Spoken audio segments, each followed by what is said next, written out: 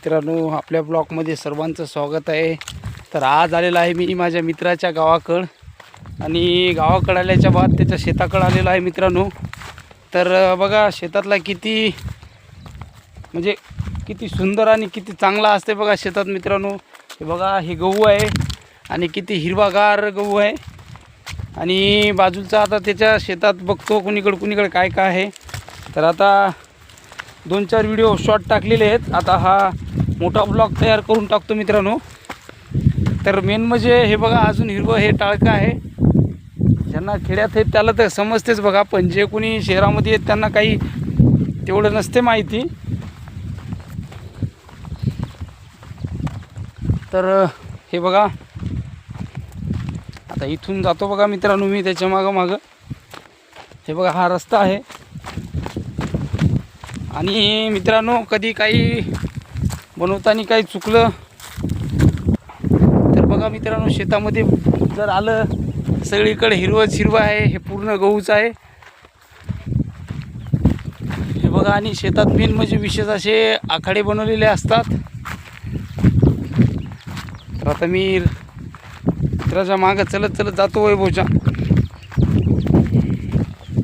हे बघा मित्रांनो जिकडं नजर जाईल तिकडं गहूच आहे. समोर थोडी हळद आहे लावलेली.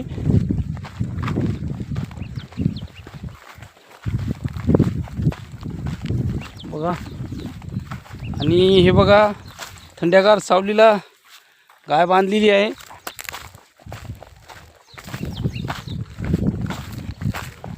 हे बघा इकडे लागला गहू अजून, म्हणजे जिकडे तिकडे पूर्ण गहूच गहू आहे.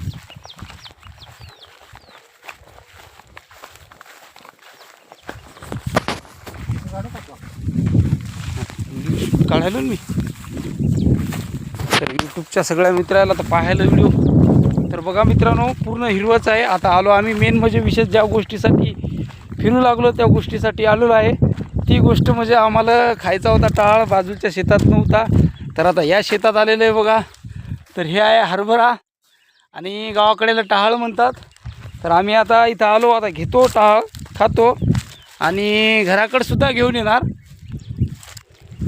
तर व्हिडिओ शेवटपर्यंत बघा मित्रांनो. पक्षीला आहे कर बाबू आहे ना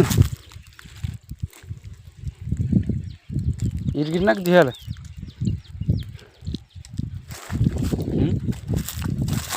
याची आंब लागते ना रे. पाय आंबी कलर चालला